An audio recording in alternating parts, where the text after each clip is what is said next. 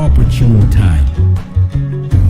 Nepal's tourism is open for investment.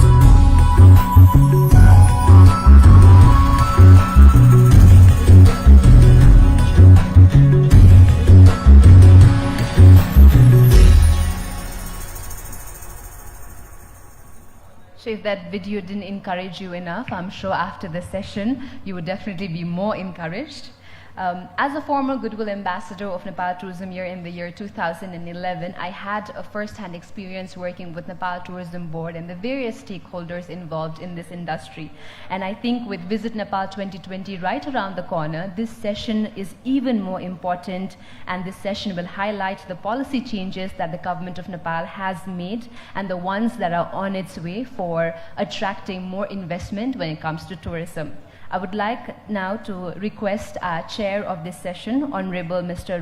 Kumar Phuyal, Member, National Planning Commission, to kindly join us on stage. I'd also like to request our moderator for this session, Ms. Sangita Shrestha, Managing Director, Dwarka's Group of Hotels and Resorts, to kindly join us on stage. She's the moderator of this session. Our presenter for this session on tourism, Mr. Deepak Joshi, CEO, Nepal Tourism Board. I think we can definitely give them all a big round of applause without you really being selfish. I think they all deserve that. I would now like to invite our panelists on stage, Mr. Mike Bolsover, MD and CEO, Silver Heritage Group. Professor Glenn McCartney, Associate Professor in International Integrated Resort Management and Associate Dean of Faculty of Business Administration, University of Macau. I'd also like to invite Mr. Akihiko Hori, General Manager, Headquarters of Managerial Planning World Area Sea Service Company Limited, on stage.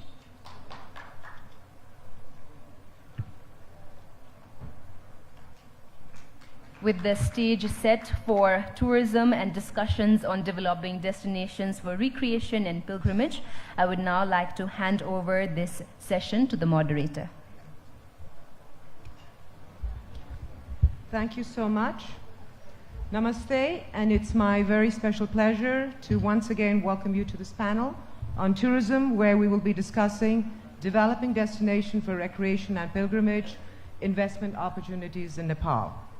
I'm Sangita Shrestha, and as some of you may know, I and my family have had a long-standing, almost 50 years, and a deeply felt engagement for tourism in Nepal with our many initiatives, where with 3 generations of family in full-time engagement in tourism and with further investments in tourism in the pipeline. So it is my deepest honor today to be able to conduct this and be the moderator for this panel on tourism, while it's very, very close to my heart and my family's heart, and we believe in tourism in this country, and we know that it is through tourism that we can bring development to the different segments of this society as well as different corners of this country. So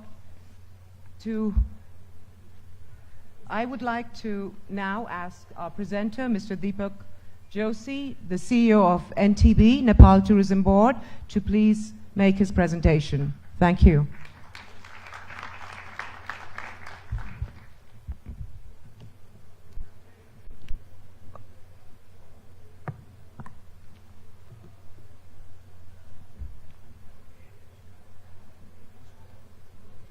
Oh, please. Honorable Member of NPC and Chair of the session, fellow speakers, moderator, respected Secretary, Their Excellencies, high-ranking government officials, especially invited distinguished speakers, valuable delegates, potential investors, NRNA President, media and leaders of our travel and tourism industry, Namaste. First of all, on behalf of Nepal's tourism industry, I would like to welcome all the foreign delegates to this beautiful land. I think in the world tourism map, the name Nepal itself is a very strong brand. Nepal not only has the world's iconic destinations like Lumbini, the birthplace of Lord Buddha, Pashupati, the must-go destination for many Hindus, Mount Everest, the tallest point on earth. Rather, more than all these, Nepal offers variety of experiences. Many tourists know Nepal as the most diverse country on earth. In many countries, they look like horizontal countries, but Nepal is a vertical country because our lowest point on earth is 60 meters from sea level and highest is Everest, 8,848 meters.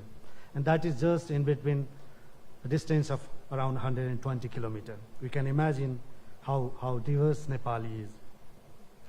Whenever we travel across Nepal, we experience new culture, new climate, new landscape, new faces, everything exciting in the distance of 40 to 50 kilometers. Not only we have iconic destinations like Everest, Pashupati, or Lumbini, with 1,000+ peaks and hills, 1,000+ rivers and lakes, thousands of varieties of floras and faunas, thousands of gods and goddesses, nothing less than thousands.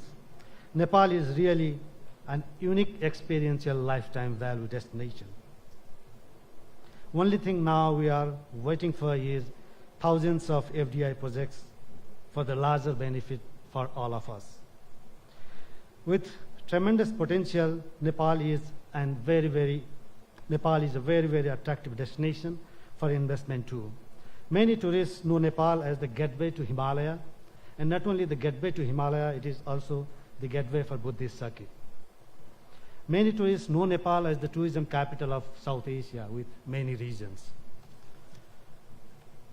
Now, we can talk why Nepal is a very, very attractive destination to invest. We have been talking since morning that Nepal about the location. Yes, be it yesterday, today, or tomorrow. Location, timing, brand value, powerful push, and willingness from the host. Always, these factors are the always topmost factor to turn the business investment into robust return. And right now, Nepal perfectly offers all these components. Let me share the status of Nepal now in brief. Sorry.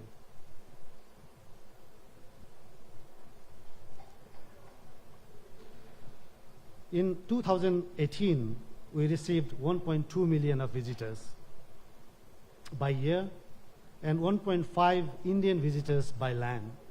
We have received sustained growth of 30% plus growth since last 3 years. As per PATA and UNWTO, Nepal is in the top 3 countries list of fastest growing countries in terms of growth in tourist arrivals. Though it is very, very less, but still, tourism sector has received one of the highest share in FDI. In 2017 and 18, out of total 496 projects, 59 were in tourism only. These are some of the examples. Like we have many well-known brands that we have received in recent years in Nepal. For example, Marriott. There is one in operation already and another is going to open 1st of April in 2019. We have Silver Heritage Group. My friend is in our panel also. So many very encouraging investments we have been receiving. And so to talk about the very recent developments to support this growth, we are going to upgrade our Tribhuvan International Airport, both in the capacity of management and the physical infrastructure. We are going to complete our Gautam Buddha International Airport by the end of this year. We are going to complete our another airport in Pokhara International Airport in 2 years of time. Many multiple cross-border railway links are being built with China and India, which will directly connect in these 2 giant markets. Development of Raman circuit and Buddhist circuit are another new segments in this line.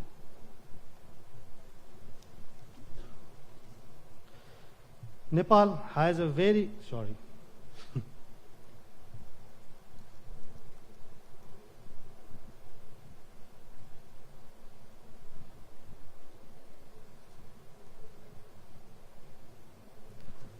I think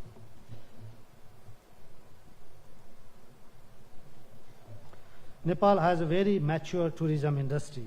In 1960s, we had foreign investment like tiger tops, like other things, and very successful investment they made, high in accommodation.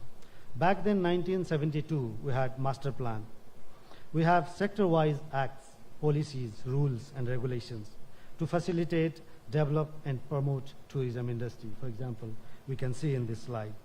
We have Nepal Tourism Board to promote the destination and the investment that potential investors they do. We do promote many new activities like ultra, bungee, paragliding, mice centers, these kind of activities. Nepal Tourism Board is your promotional partner. In incentive also, I think these days, be it visitors, tourists or investors, all are looking for easy to travel destination, like easy to invest destinations. And Nepal is one, and visa is one of the crucial factor. In visa category, we provide visa on arrival for almost all countries. Indian nationals, they do not need a visa to enter Nepal. No tourist visa fee applicable to Chinese visitors. No visa fee applicable to the passport holder of member states of the South Asian, the SAARC countries. Non-tourist visa of 6 months for study, research, survey, and for potential foreign investors.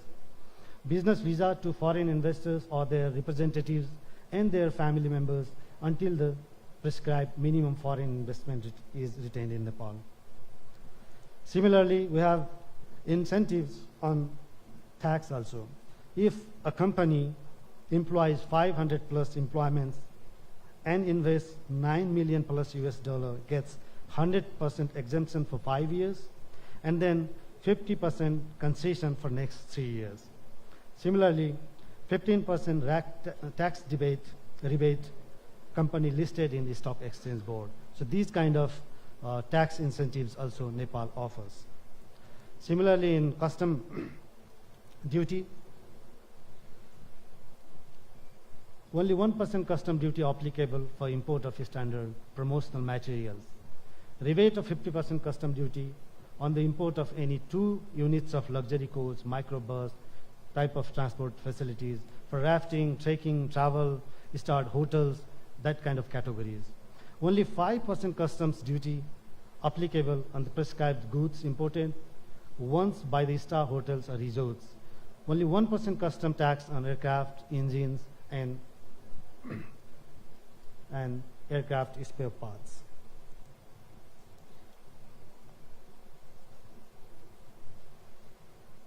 Nepal government, IBN, has prepared 17 projects in the 5 categories for investment with location, project components, market assessment, development modality, total estimated project cost, project IRR, equity IRR. With all these details, we have prepared 17 very promising projects under these 5 categories, like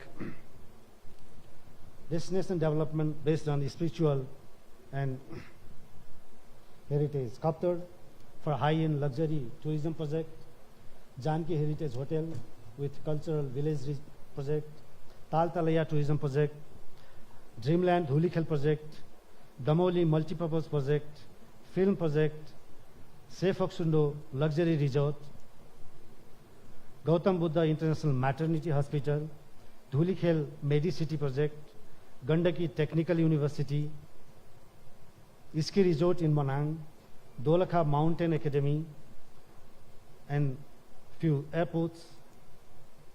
MICE tourism, we can realize with the accommodation capacity that we have in this hall. So this is one of the most promising and potential investment sector that we are looking for.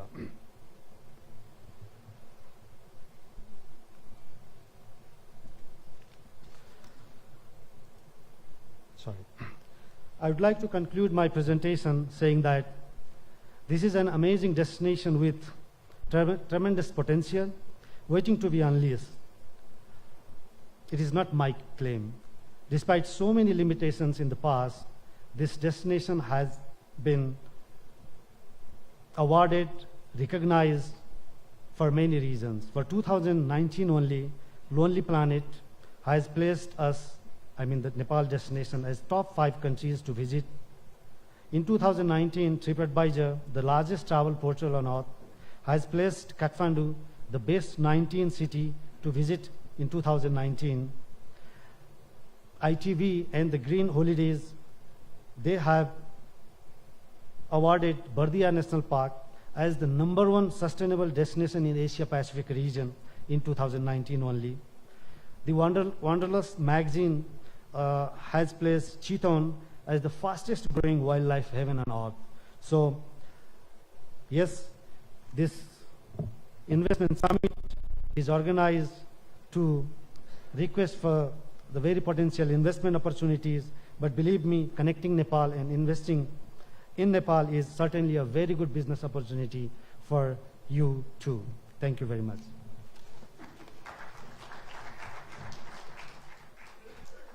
So Deepak Joshi, CEO of Nepal Tourism Board. I am honored to be here today to help facilitate the discussion of future opportunities in tourism in Nepal. You have seen a very comprehensive presentation of the product Nepal with all its diversity and amazing assets, making it an unmatchable experience. Nepal has today become a leisure and holiday destination, in addition to being a trekking and a mountaineering favorite. Nepal has also graduated from being only a low-budget destination to a high-end destination, even started achieving, you will be surprised, $2,500 a night to $6,000 a night. So this is surprising, but I'm sure it sounds like music to the ears of the investor for the scope this country has. We have heard about all the policies and the incentives that the government has put in place to make any investments in Nepal feasible, sustainable, and profitable. The already existing upward growth, the positive tendency of the tourist arrivals, and ever-increasing interest in the international market for Nepal as a holiday destination has become something very modern or very much in. It's all because of its unique and unparalleled experience it offers, unique, I think, to any other destination in the world. I come from a travel background, travel agency as well as hospitality, and I have been hearing this very often, that people that come from the tour operating incentive branches of the tourism sector telling me that Nepal is a very unique destination, parallel to none other, because of its assets that we have, the people, we don't have to forget the people of this country with their natural and inherent essence of hospitality and grace. Today, there are many, many travel destinations to travel, and the discerning customer, traveler, has many choices he can make. But the destination Nepal is very unique, and with all the special experiences it offers, definitely Nepal would be the future holiday destination for the international and regional tourists. This is still a virgin country for investment in the tourism sector, waiting to be tapped, harnessed, and to be reaped from. A huge opportunity for high-end international brands to position themselves here.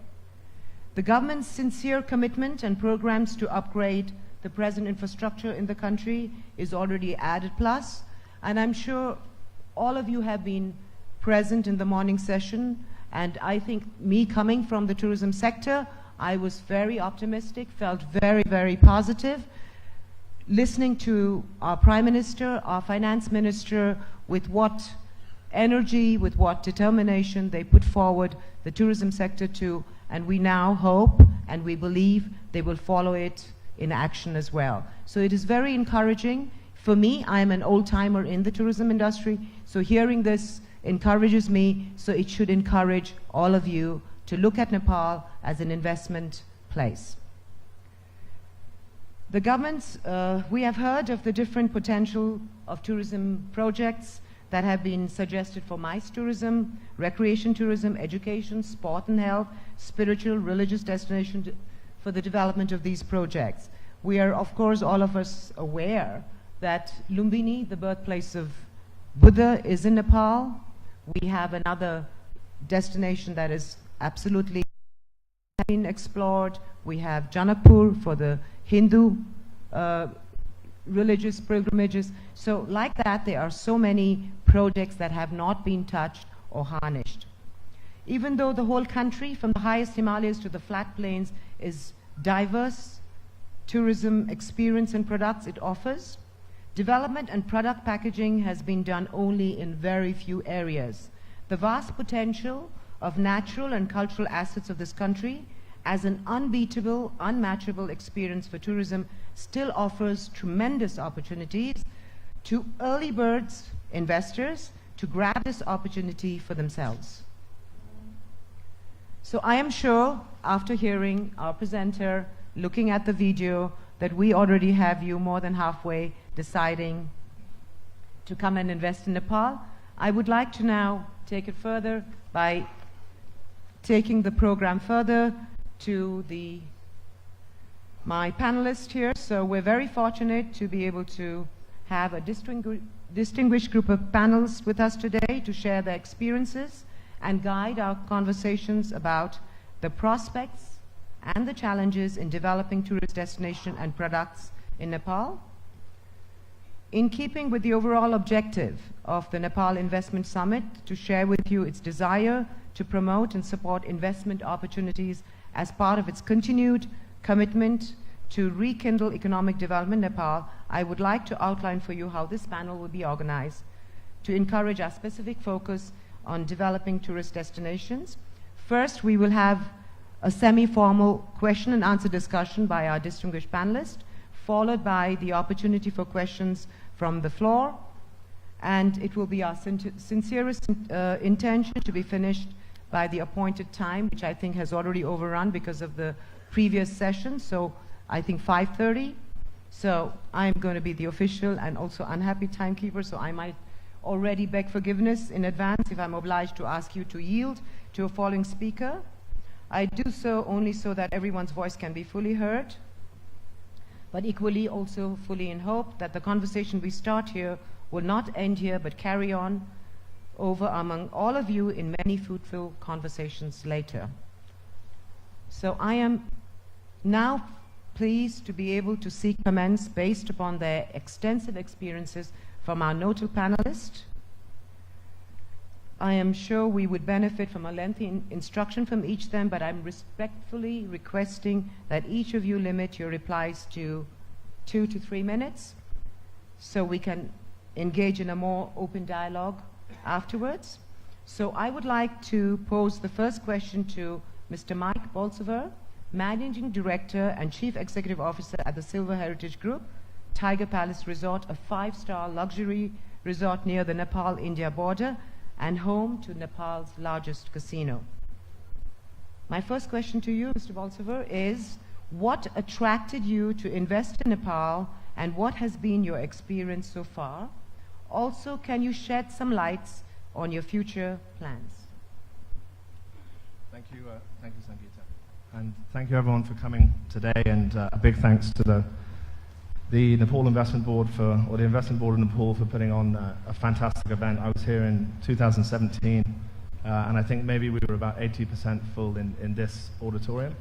And then from today, I think we've doubled or trebled the amount of people. So it shows a huge amount of interest. It shows that Deepak ji and other people that have been around the world have generated a lot of interest. The interest that we had essentially coming to Nepal obviously is a geographic location. So being between China and India, a lot of people have spoken about that today. I was privileged to come to Nepal for the first time in 2003 and managed to travel to the Upper Mustang and Everest region and the Far West and Far East. And And it was incredible for me really to come to such an amazing country, even at difficult times back in 2003. Witnessing the welcoming nature and the warmth of Nepali people was a great thing, and having been involved in tourism in China and Hong Kong and Vietnam and other places, I certainly put Nepalis at the top of the list in terms of their level of service and care for tourists and the like. As you mentioned too, there's obviously a diverse range of natural beauty, from the obvious in terms of the Himalayas and Everest, but also across to Elam and the tea gardens and all over the country. There's so many incredible things which people need to know about, and hopefully will be part of that knowledge transfer. I think the Honourable Prime Minister this morning led with "Welcome to the land of Buddha" and the land of Everest. And I think, unfortunately, not everybody knows that, or necessarily visits Lumbini. So I think there's a huge amount of investment that's needed in Lumbini. I think a huge amount of marketing and promotions, because unfortunately, many of the people that come here for trekking or for high-end tourism, but either don't have the time or the connectivity, whether it's roads or airports, to visit Lumbini and that whole area in the Terai, which is fascinating. And then, with respect to us, what attracted us coming here is really to be a first mover. So we're the first integrated resort, which is a mixed-use property which has meetings, conventions, exhibitions, general tourism. We also have a casino, but it's really a holistic concept, so it's not only one of those 5 or 6 things, it's really a blend of all. So to be able to come here and to be first mover, where traditionally in Asia we'd been second or third to the borders of China and Vietnam and Laos and Cambodia. So those were really the principal things that interested us here. In terms of experience, things were obviously improving. We first invested here in 2011. We bought the land in Bhairawa, which is near to Lumbini in the south of the country, in 2014. So going through the experience that we had through the build process outside of importation and otherwise, obviously we had the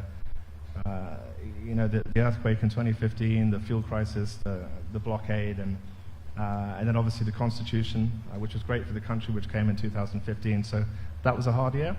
Outside of that, bringing money into the country at the time was quite difficult, getting central bank approval. But since then, things have really improved. They just reissued the FITA Act, and then also the Public-Private Partnership Act. So I think the dream that people had and told us about at the time, about a one-stop shop, is actually happening now. Thank you.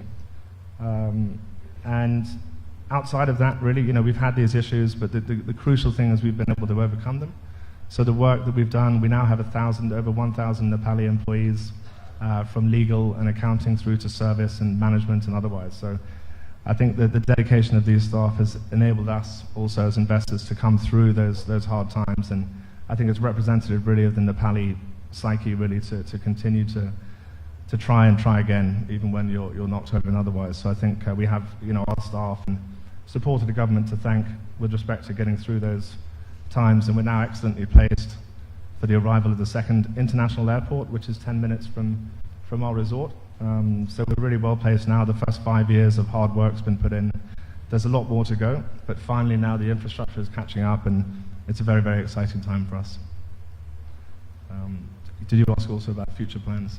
I think we'll take that a little bit. Yes, if you can. Or just very briefly, we've invested $52 million in Bhairawa and $8 million outside, and part of that total $60 million is actually acquiring land in Japa, which of course is the home district of our Prime Minister and also the Finance Minister. So that really is something that will come on perhaps in a year or two from now when we open that, and we also have some plans within our existing property to add more hotel rooms. Thank you very much, Mike. For the listeners and the participants today, you do see that they did have a little bit of a struggle in the beginning, but it has been a successful and I think an endeavor that they do not regret but feel they want to do more. I'd like to take my next question to Mr. Akihuto Hori, Executive Officer and General Manager of the Headquarters of the Managerial Planning of WAS, World Air Services Company Limited. So to you, Mr. Hori, Nepal is celebrating Visit 2020, And one of the prime objectives is to attract high-end tourists and create activities to prolong their stay. Since you've been involved in the business of tour operations, in your view, what role the tour operators can play to help Nepal attract high-end tourists and prolong the number of days spent in Nepal? Yep. As I'm working in a, thank you, Japanese travel agent, so let me focus, thank you, my comment on Japanese tourists to Nepal. Actually, from 1994 to 2007, there was a direct flight from Japan to Nepal, but it ceased to operate. And during that period, the numbers of tourists to Nepal from Japan has rapidly decreased. In 2001, I just remember, 1999, it was at peak with a number of 41,000 per year. But now it's 28, just less than 28,000, which is almost identical to the figure of 93. During that period, the Japanese outbound tourists to abroad increased from 13 million to 17 or 18 million in recent figures. So why the Nepal? It should be much popular, but actually it's not very much familiar to Japanese tourists. Before coming here, I had a question to my wife and my son. What is the image of Nepal? The answer is Himalaya, high mountain, roots of Buddhism. It's very simple. Actually, as Mr. Joshi explained, there are lots of or various charm points, or how should I say, the very unique, attractive points in Nepal. But for Japanese, standard Japanese, the image of Nepal is very stereotype. And especially the person who love to trek or climb, it's a good place to come. But for other segments, still we cannot, or this is 18th time to come to Nepal for me. So if I say we, then I'm saying from Nepali side.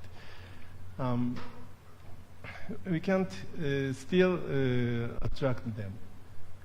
So the World Air Sea Service, my company, is thinking about how to move or motivate Japanese people to come to Nepal. The one answer is to charm the elder, wealthy people, which coincides your question. For them, actually, Nepal has very high hurdle. They normally think that they need to have very healthy conditions and youngness. But we are constructing a hotel in Sarankot, in the village of Sarankot in Pokhara. And it's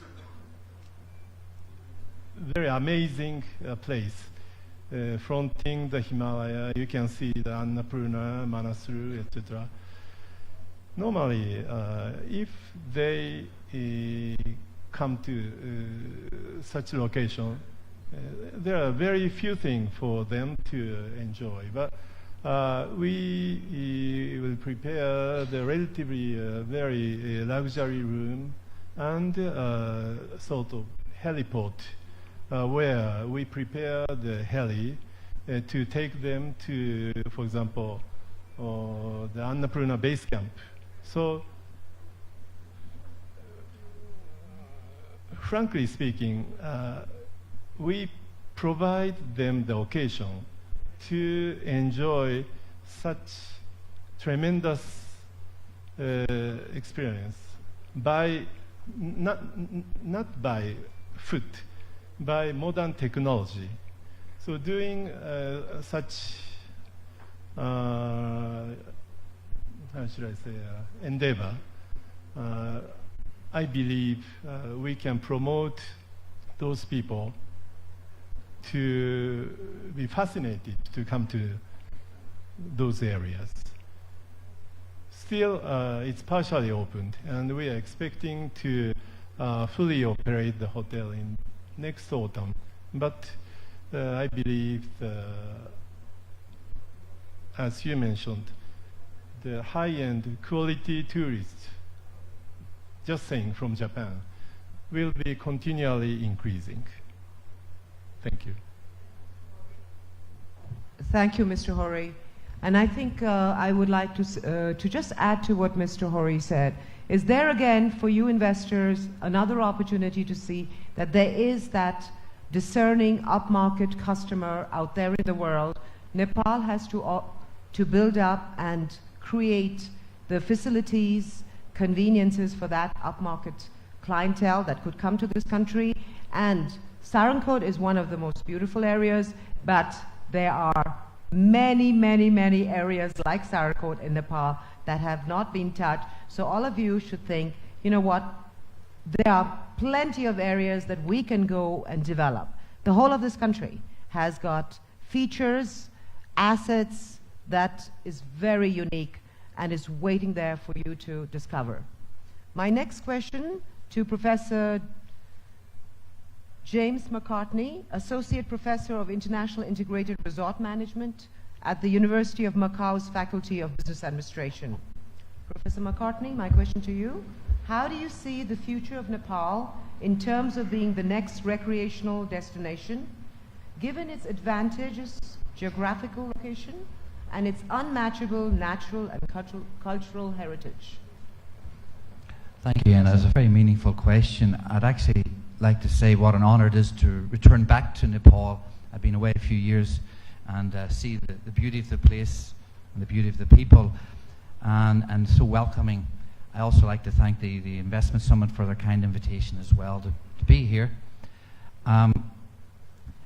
If I may, I just take a little step back, because this morning with the Prime Minister and his very appropriate, and he ticked all the boxes to me. I travel the world and I talk about tourism development, I talk to cities about city branding, and he certainly was very positive, and he really addressed all the key things. And all I say is, going back to the talk by Dr. Nassim from Singapore, who said, and it's very true, about one of the most important things when it comes to tourism development is having a master plan, 5, 10, 15, 20 years. And there's many things that go into a master plan, a vision, mission, objectives, and some we'll call very obtainable measurement facts that you want to achieve, but also KPIs that you're always reflecting back on.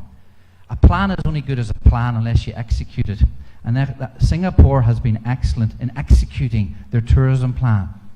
I mean, even around the Marina Bay Sands, that very iconic integrated resort, which cost $6 billion by private enterprise to pay for that. That whole Marina Bay is all master plan. And coming back to Dr. Nassim, I am from Macau, and I'm just going to mention that a little bit briefly. We do not have an Everest, and neither does Singapore.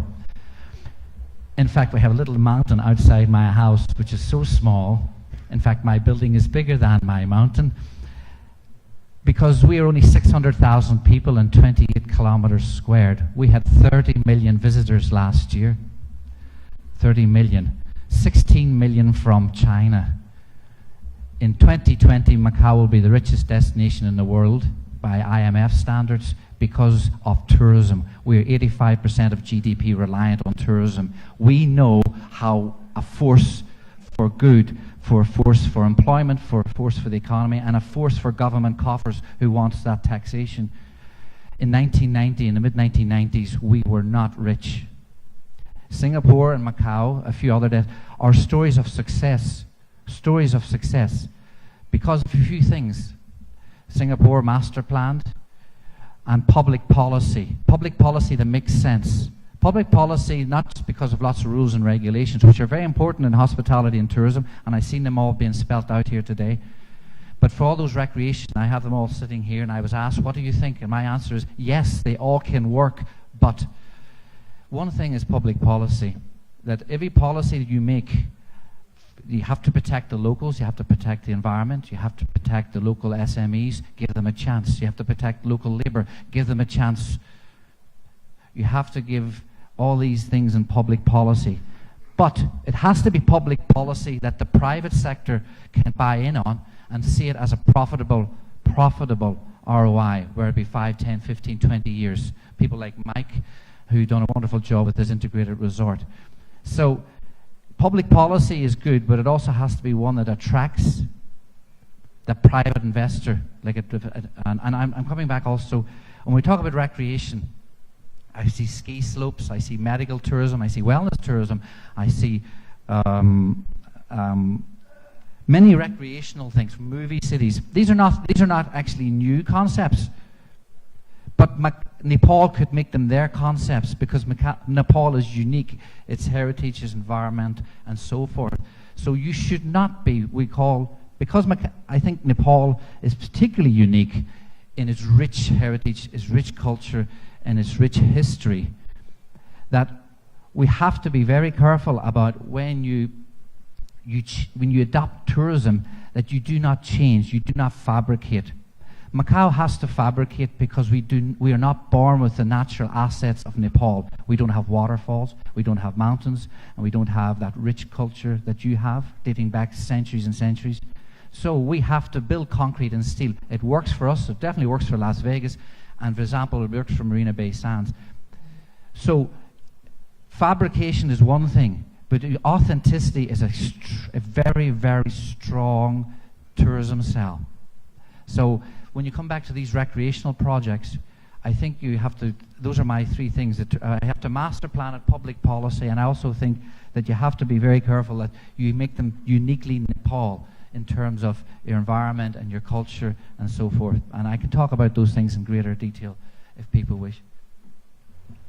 Thank you, Professor. I think that was brilliant, that you brought our notice to how important that a master plan has to be made and the policies, but all this should be the way, in the Nepali way, fitting the Nepali people, the Nepali heritage, the Nepali culture, and the Nepali essence. I think that was something very beautiful and something very deep that what you've said, because we're all in this rush to say we need to develop, we need to develop. Yes, we develop, but not forgetting our heritage, not forgetting our assets, and keeping it in a very sustainable way, because we still have unborn Nepalis, unborn citizens of the world to come for whom we need to save and keep these places pristine. Thank you, Professor. My next question to Mr. Mike. In your experience, Mike, what are the opportunities and challenges of investing in Nepal, especially in the tourism sector? Thanks. Thank you, Sangita. So I think it's incredible to hear. I've also been to Sarenkot, which is beautiful, being able to see all, I think it's 8,000 meter peaks just above Pokhara. And I know of another, I believe it was a Japanese-built hotel in the Mountain View, which is in the Everest region near to Tengboche, where you can see Amadabla, Lhotse, and Everest. So I commend you on your vision for that. In terms of challenges or the opportunities really outside of those high-end, and I know some people are building in Jomsom and Mustang and up there, but as you said, there's such a broad variety. It would be hard to list them, particularly when we're time constrained. But for us, really, our own vision, our own master plan really was for 3 integrated resorts along the south border with India. So the first in Bhairawa, the second in Japa, and then depending on the feedback we got from that really was to build it in the far west, in the Mahendranagar, Dangadi region, so close to Delhi. I think once the connectivity from Delhi, Haryana gets better, maybe down to 3 or 4 hours drive to that side of the border, it will really become a destination much like places in Cambodia and Laos are for the Thais. So I think from our perspective, those are the interesting development opportunities. In terms of challenges, I think people have come back to it again. It was the vice president of ADB mentioned transport, power, electricity, and water fundamentally. But I think really the key thing for us is airlift and air transport. So we faced the challenge really of upgrading Tribhuvan, then also opening the second airport, which is in Gautam Buddha, which is near to Lumbini. I believe the third is in Pokhara.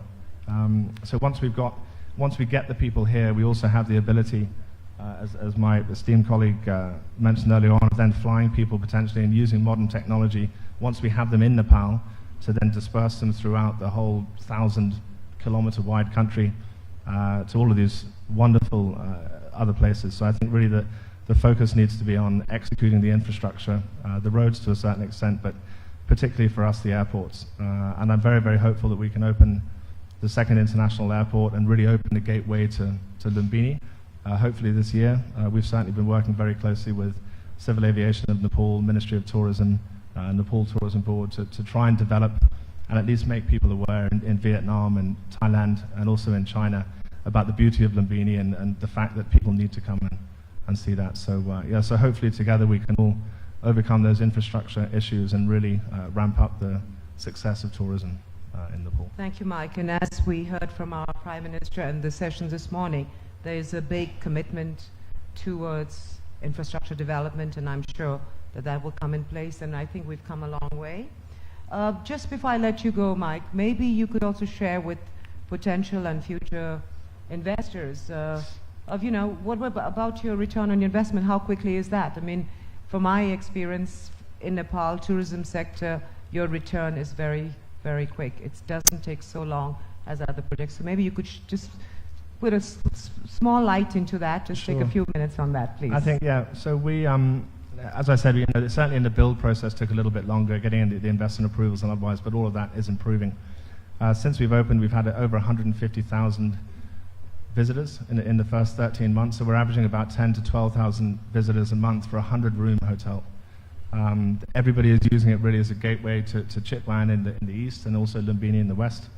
One of the key issues or the key advantages really about integrated resort tourism is that you can offer all of the benefits of meetings, conventions and otherwise, but we also do have the financial engine of a casino. Being a listed company in Australia and adherent to all of the rules about anti-money laundering and all of the things that you'd expect, we're able again to raise the level of of ownership really of those types of things. So we are looking now at recovering our $50 million investment, hopefully in the next 3 years.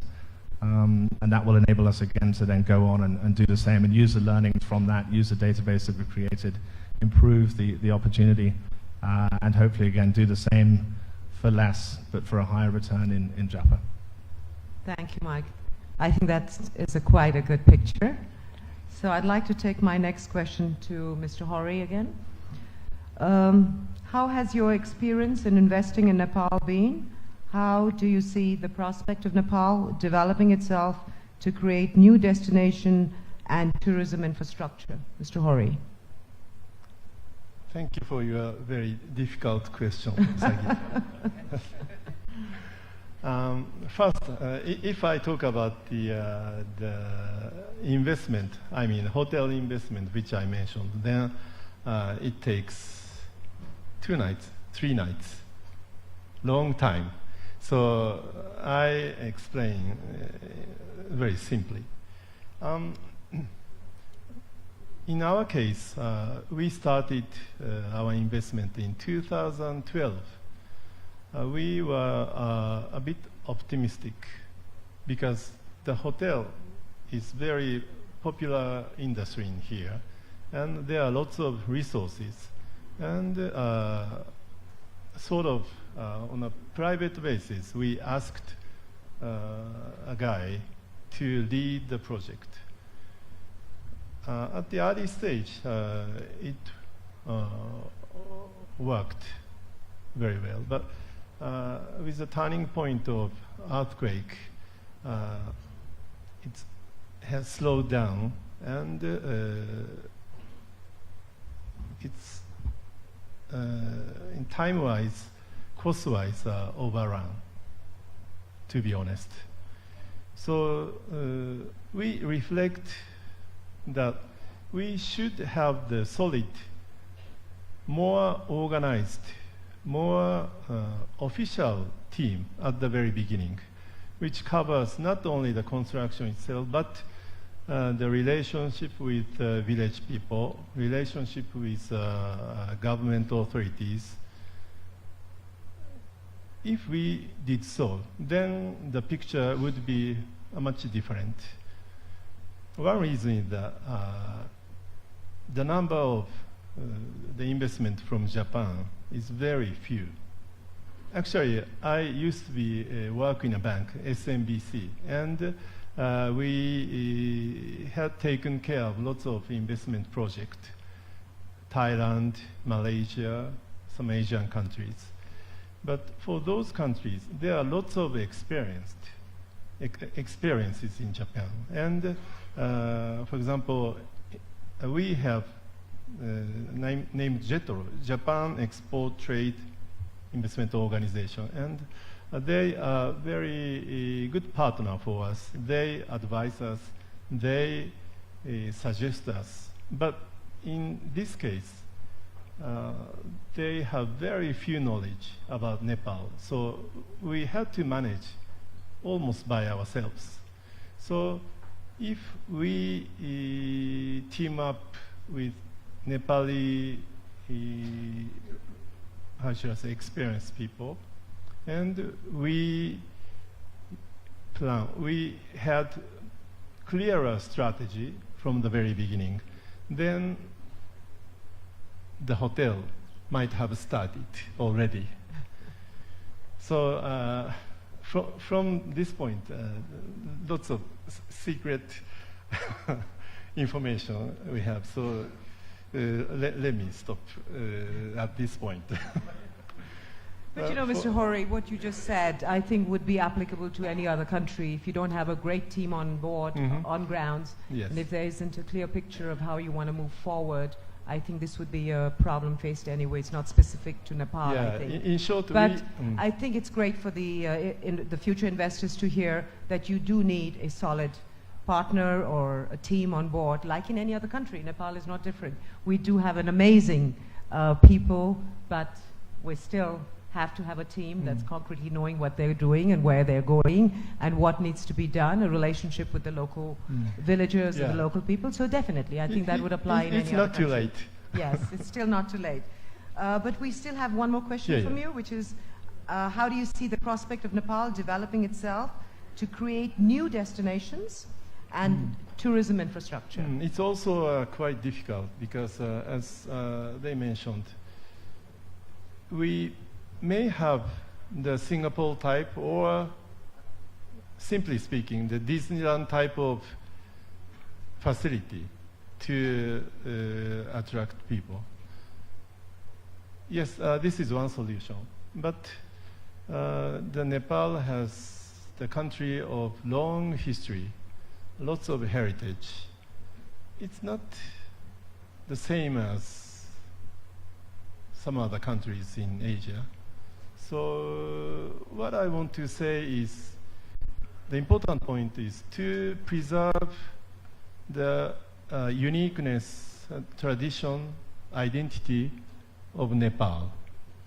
Now, of course, things is not so simple. So blending or mixing the, how should I say, the very modern tourism strategy together with the sort of very conservative traditional approach, then Nepal will become more fascinating countries, I think. Thank you, Mr. Hori. I think you've touched on a very deep subject where you use the word identity, and I think that's something very close to the heart of all Nepalis, that we keep our identity as we go along in development as well, and keep that in mind in all our projects. So I think that's a great point that you brought forward, that we have to remember, the government has to remember, us in the private sector as well, that we keep encouraging and having projects that does not, in any case, in any way, come or take us away from the identity of a Nepali person, which is so unique and for which we are actually admired for which we are loved for, and for which we are recognized for. So thank you very much, Mr. Hore. Thank you. I'd like to move to Professor McCartney. Professor, the question to you is, given the fact that Nepal is a sacred place for Hindus and Buddhists, how do you see the prospects of developing Nepal as a mecca of spirituality and peace? That's a very good question, and actually I'd like to go back to a key hero here who said a very interesting point before he came to Macau. He asked his children and his wife, what's your impression of Nepal? This is called brand perception, and to me it's a very important part. You can say Nepal is this and this and this, and you can put it on your slogans, you can go out to, but is it believable and valid? And how people perceive. And if it's a neutral perception, is as bad as a negative perception we have found in the world. People don't get on an aeroplane unless they have a positive image perception of your destination. So I think it's a very valid point. If you say we're a destination of pilgrimage, we're a destination of adventure tourism, or we're a destination of this, it has to be a believable pitch. So before you go to campaign ideas over the next 5, 10 years, go to your potential markets and see what they think of Nepal, and then you maybe get a bit of realism how you may have to adjust your marketing campaigns. Because destination image perception is an extremely important part of the process of bringing new tourists who are going to spend more, niche tourists who are going to stay longer, and so forth. So I just wanted to bring up on that point. When we look at issues of spiritual tourism and Mecca for peace, again, my answer is yes, Nepal could be, but you have to be, this particular special interest tourism, you have to be very understanding of the local people when you introduce this one. I mean, when you go to Rome, many people will go to the Vatican. It's part of their visit. But Rome has already ramped up for tourism arrivals, so it can access for thousands of people walking around. And when I go to places of pilgrimage or worship, and the tourists are gazing in at your place of worship as you're in a temple or a holy spot, how do you react to that? So there has to be it has to be really well thought out if you're going to introduce this into as part of your tourism product. Because locals are going to be involved, the community is going to be involved as part of their, in being Hindu and being Buddhist, as part of their everyday practice.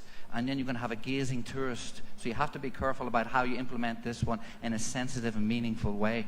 I think it's a strong pitch, but you have to do it in a very, I think today we talk about a sustainable tourism, and that's a big buzzword now globally, is do it in a way that does not negatively impact your community. So the answer is yes, it can, but again, you have to do it in a very, with safeguards. I think another area you could actually look at is when we look at is festivals. I think one of the things you didn't mention here is your year-round festivals. Festivals are very important, can be a very important attraction tool for many tourists to become and be involved in and respect your culture. Because by being, we always talk about here's a product, here's a product, here's a product. We have moved a long way from that 10, 20 years ago in tourism. It's all about experiences, exploring and putting on social media and telling my friends this is what I'm doing. Tourism is not about a presentation of products. Tourism is a presentation of potential experiences.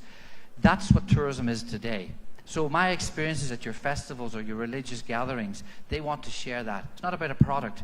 So you have to change your mind think. All right, so when we talk about this is my product, you're wrong. This is about how do all these new tourists come here because they want to have experiences. The new tourists, for sure, everybody has a mobile here, and I'm sure even during this talk has had a little look at their WeChat or WhatsApp. So everybody is socially engaged, looking at images and so forth. So you have to get real about today, about how we market and how we put those experiences across. I think as a final comment today is, I always like to say, and I didn't start, tourism is the world's #1 industry. I'd like to say thank you for sitting in this one today. We are the world's #1 industry. All the other industries benefit from us, communication, water, and so forth. The clothing, small organic farm that provides fruits and vegetables, and so forth to our restaurants. So we are a very important part of how Nepal will go forward in the future, because multiple other industries will benefit by your success. And I also like to say today, some people come over to me, they're downbeat, say, you know what, our airport, our infrastructure. I know I've traveled around Nepal, and I say, yes, it's a bit of an adventure at times, beyond the adventure tourism bit. The actual infrastructure is adventurous. But I don't say be downbeat, because I've seen lots of positive energy here today and lots of positive, upbeat sentiment. But coming back to my point is, you have to really start actually implementing some of these points. And thank you for having me. Thank you, Professor. And I think your point is right, that we've got to be very sensitive towards our local sentiments of when we're talking about religious tourism. But here I think our government and we are talking about pilgrimages, so that's already to do with the locals being integrated into that. And with Lumbini, I guess it offers itself additionally on spirituality and peace, to be a haven for peace and spirituality.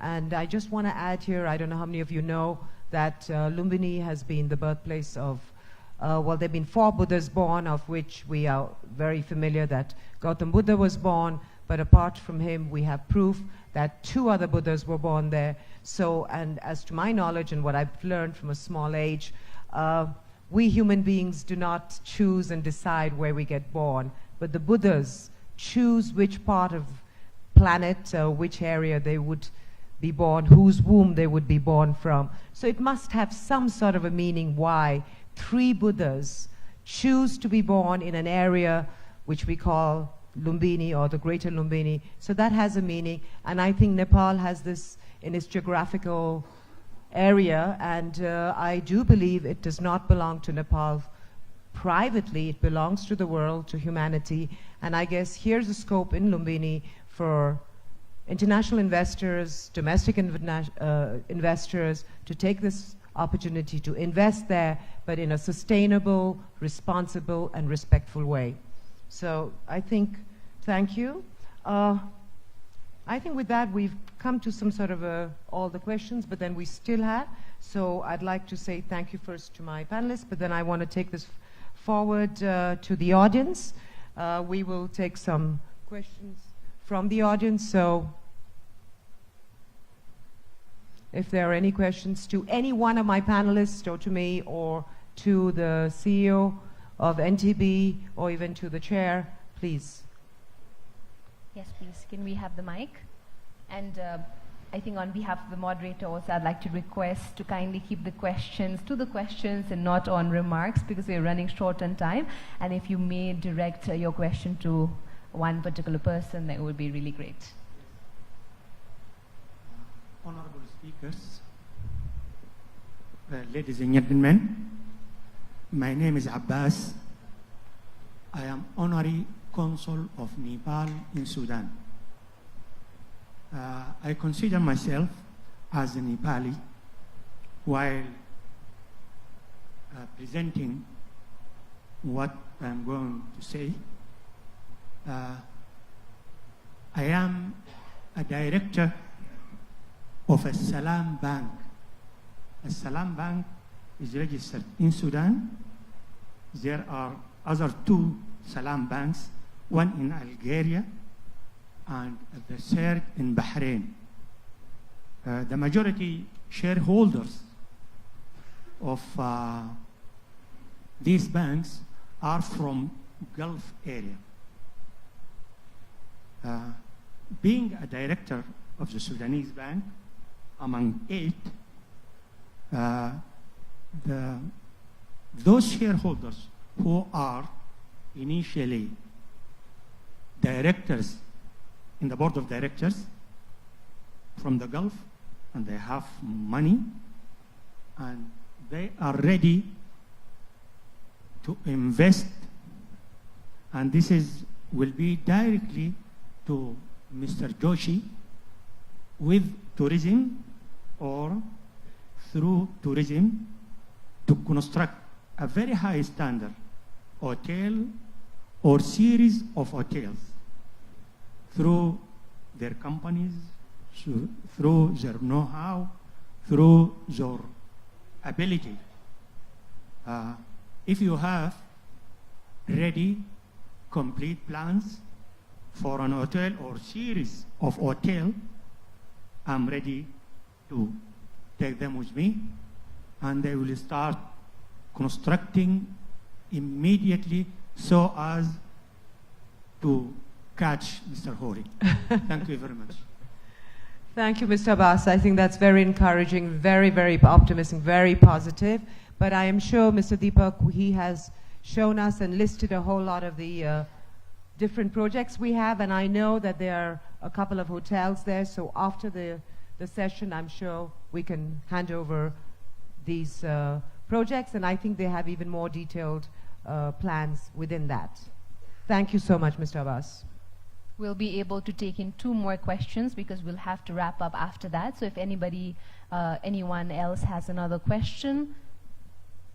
All right, we have one more question there from the gentleman. Can we give them the mic, please?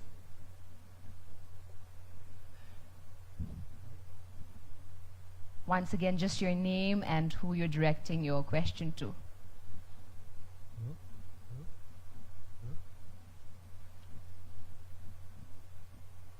After him, we'll take one last question, and then, all right, one last question, and then we're wrapping up. So my name is Madhu, and I am from Macau. So my question to you is Mr. Glenn and Mike. So I went to Macau in 1999, and so right now, where Macau is, and then the analysts in Macau and academics in Macau are saying that Nepal has potential to become next Macau, because we share the same elements with the Macau to China. So don't you or Glenn and Mike, that should we promote Nepal as a destination for integrated resort? So when I say the integrated resort, then of course it has the casino, but casino is not a big part of the whole offering. So it will be just around 3 or 5% of the whole offering. So do you guys can think we have this opportunity to promote as an integrated resort destination? Thank you. I'll start, and I'll say yes because Mike's sitting beside me. So actually, you come to a good point. I mean, integrated resorts, but the word that people don't like sometimes is casino. So I've just come back from Japan. I'm going back to Japan in a few months' time to talk to the government. The government there last year legalized casinos for the first time, and are going to build 3 integrated resorts at $10 billion US each. 10 billion each. That's price tag, and they have so many international suitors right now. They can pick and choose which one. Each city, it might be Osaka, Tokyo, and so forth. And the plan of the Prime Minister's Office of Japan is to revitalize tourism and trade. That is the main reason they're going to have IRs. They don't mention the word casinos. So by 2025, Japan will have 3 large integrated resorts, maybe off the same like Marina Bay Sands. So they've chosen that as a pathway to revitalize and rejuvenate their tourism and trade. Singapore also, for 2005, they didn't have casino legalization. They made that big leap of policy making because they wanted to stay competitive in the region as a leading tourism and MICE destination. And they knew that they had to have a integrated resort setting. So there's argument for an integrated resort setting. It's playing out in the Philippines, it's playing out in Vietnam. So there's many locations. Casinos only 3% of a 97% non-gaming of arenas, malls, shopping malls, entertainment, food and beverage, and is a significant economic driver and an employment factor. And I'd like Mike probably to do more statistics. I'll be brief. So thanks for the question, Madhu, and thanks, Glenn. I think, really for us, the challenge really for us, I think certainly the answer to your question is yes. The great thing about Nepal is, of course, you have a 1,200 kilometer land border with India, all of which is crossable. So I think one of the things that we've, in our own master plan, is to have 3, and each successive time change it a little bit to make sure that it suits the surrounds and the surrounding area and delivers what the customers would like and leverages off what's already there. The great thing about what we've done on a much, much smaller scale, of course, with $50 million, smaller compared with these other countries, but fairly large in Nepal, is to enhance or at least deliver a reason, or at least a place for people to then come and access Lumbini and access Chitwan. So our vision really is that soon, and I think the Tourism Board and Civil Aviation Network Association of Nepal had the same idea, really, that Gautam Buddha should have about 40% of the international tourists this time next year.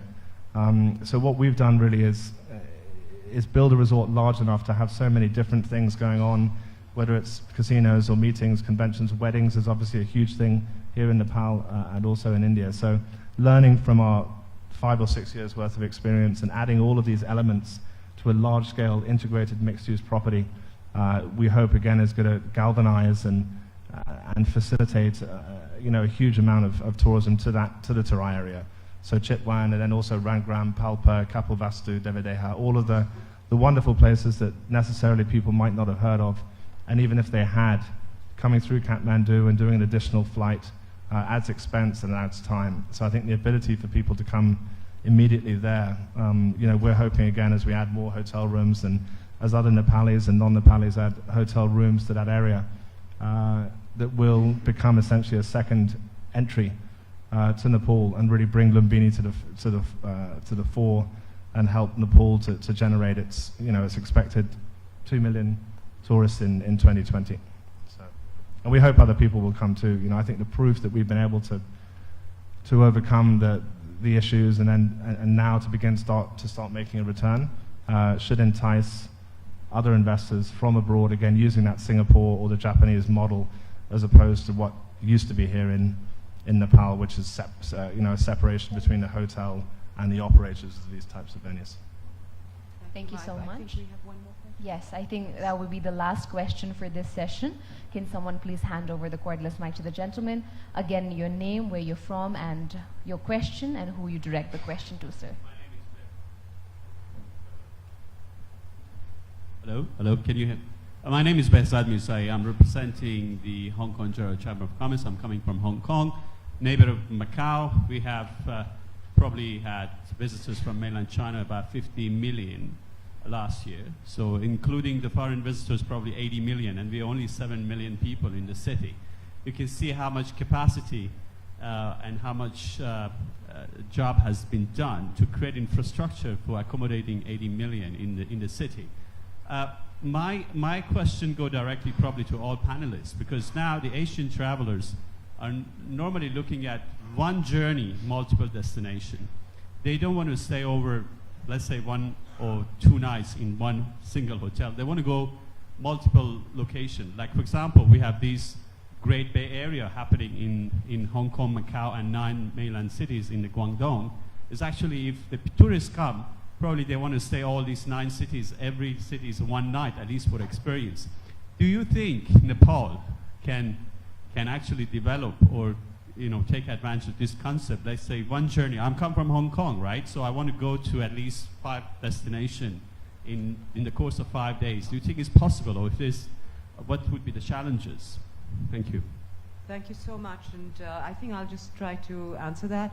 I think absolutely possible, and in fact, we have many destinations in Nepal that have already been developed. So if you would come to Kathmandu, you would probably do Kathmandu city, and then you have the other 2 cities, but then you would take a 2-night for the jungle safari. So as Mr. Deepak pointed out, we are a vertical country. So right from the plains up to the highest mountains. So there is no dearth of products or experiences in this country. It's all about packaging it together. So you could be doing a beautiful experiential program for 14 nights to 20 nights here and have each of those destinations as an experience unique from each other. So absolutely yes. If anybody else would like to add to that, maybe Deepak, would you like to?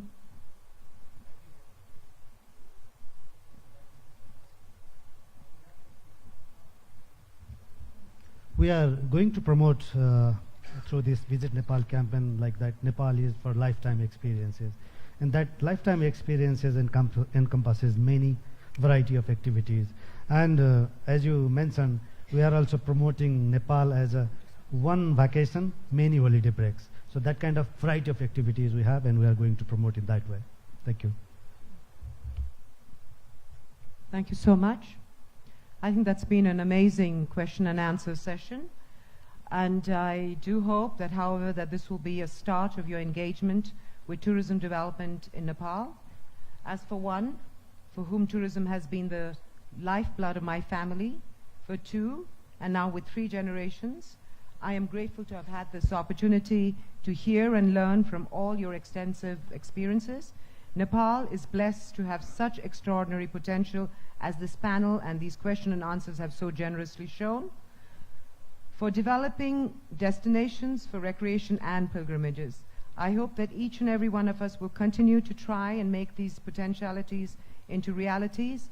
And I want to say thank you very much to my panelists, to everybody in the hall for such a, I think, proactive and wonderful session. I would like to now request our chair,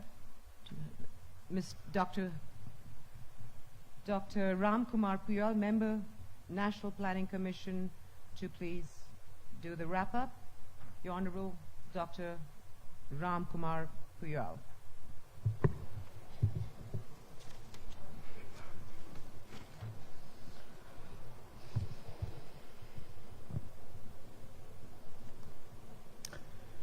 Excellencies, distinguished panelists, delegates, high-level government officers, all the foreign participants, and ladies and gentlemen, namaste and very good afternoon. I am very much pleased to be here in this very important event this afternoon, and very much delighted to have a very wonderful discussions and insightful as well as commendable remarks and suggestions made by our very scholarly distinguished panelists. The thoughts, ideas, experience and suggestions that has been given by our panelists are the novel ideas for us to promote our tourism business and to develop a tourism industry as one of the leading industries in Nepal. So I would like to thank all the panelists from the core of my heart for your insightful suggestion, dedication and contribution, and you have come to Kathmandu all the way from your long distance. Thank you very much. At the meantime, I would like to appreciate a lot to our colleagues, Mr. Deepak Joshi, who highlighted our potentialities and our unique wealth of this globe so that we can develop a very ambitious plan to make tourism sector as one of the leading driving economic sectors of this nation. At the meantime, I also would like to thank all the participants, those who made a very high curiosity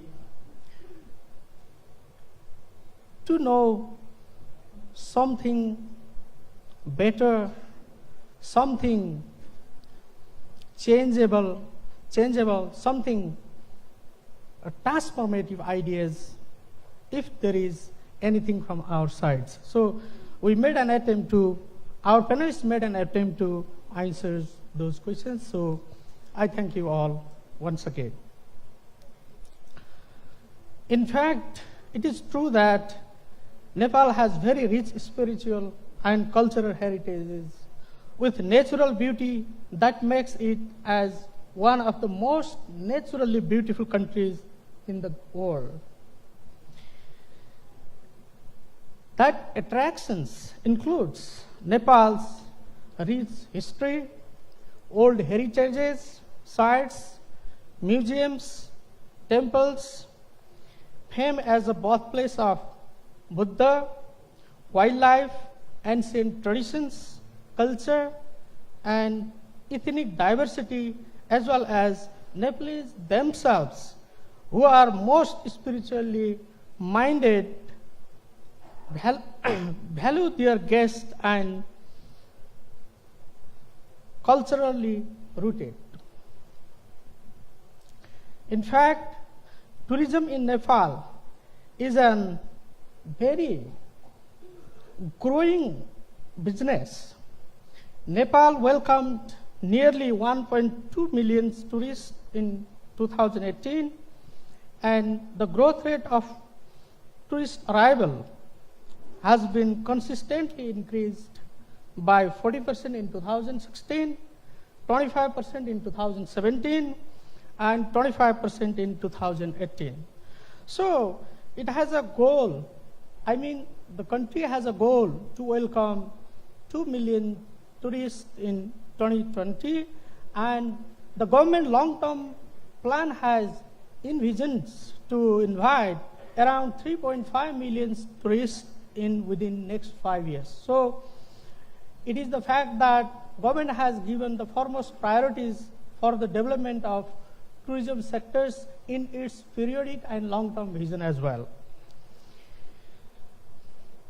The government of Nepal has a national vision of tourism development and has been planning accordingly to support this increasing interest and investment in tourism from the private sectors as well.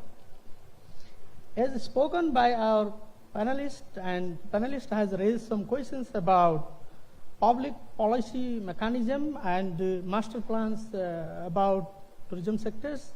The government now has made an enabling environment for the tourism investment, in which we have been also drafting the economic, social, and environmental policies guidelines for the ownership, location, and internalization of the activities of these sectors in Nepal. It is the fact that government has clearly identified tourism as being fundamentals to Nepal's economic growth by envisioning quality tourism services as one of the key drivers of economic transformation. At the initial stage, government has initiated promoting the tourism sectors to generate the growth. Later, government has planned to invest more to accelerate the growth, and after few decades, government has a huge plan to invest more to sustain that business in Nepal. So the first and foremost things to work with us is to invest in tourism sectors. If we can't generate more production, the growth rate and GDP cannot be achieved. So we have a high target of achieving the growth rate, that is around 10%. So to achieve that growth rate also, we need to promote the tourism sectors. So I believe that private sectors can be much more creative in conceptualizing the new ideas, tourism products and services in addition to what has already been presented in the, by our colleagues. Though this valuable platform, through this valuable platform, on behalf of the government of Nepal, I commit to supporting the realization of these ideas and investment from the private sectors, both foreign and domestic alike. With a strong commitment, Government of Nepal welcome you with open arms to explore opportunities to invest in the tourism sectors in Nepal. We assure you of all the necessary help from the government as appropriate. The discussion in this panel session, as well as the participation at this summit itself, indicate the deep trust that international and domestic investors have placed in Nepal, its potentials.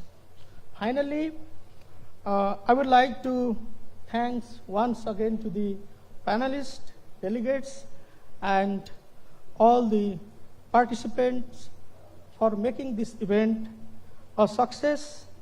And I wish you all a very nice and happy stay in Kathmandu. Thank you very much. Thank you very much, Honorable Chair. Tourism is definitely one of the largest industry in Nepal and amongst the biggest source of foreign exchange and revenue. Nepal is also definitely more than mountains and does cater to a wide range of tourists with small, medium, and large pockets. I also hope that your tickets back home are not scheduled for day after, and you do utilize this time and this opportunity to explore our vibrant city and our beautiful country, Nepal.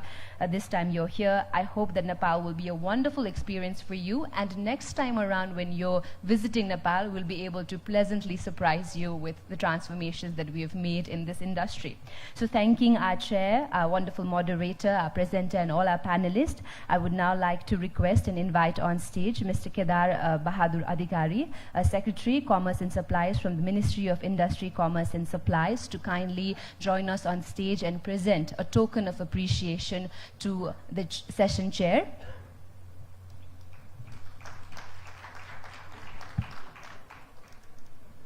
Would like to request Honorable Dr. Kumar Phuyal, Member, National Planning Commission, our chair for this session, to accept a small token of appreciation from our side.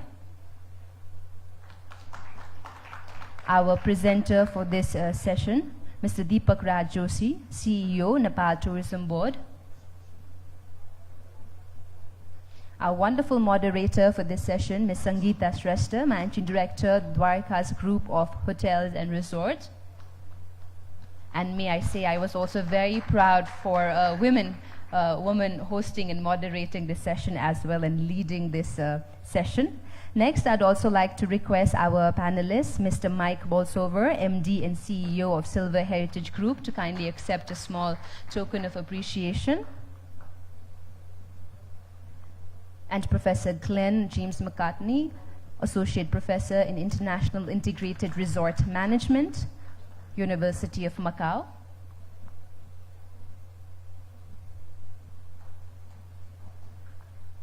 Also our panelist, Mr. Akihiko Hori, General Manager, Headquarter of Managerial Planning, World Air Sea Service Company Limited.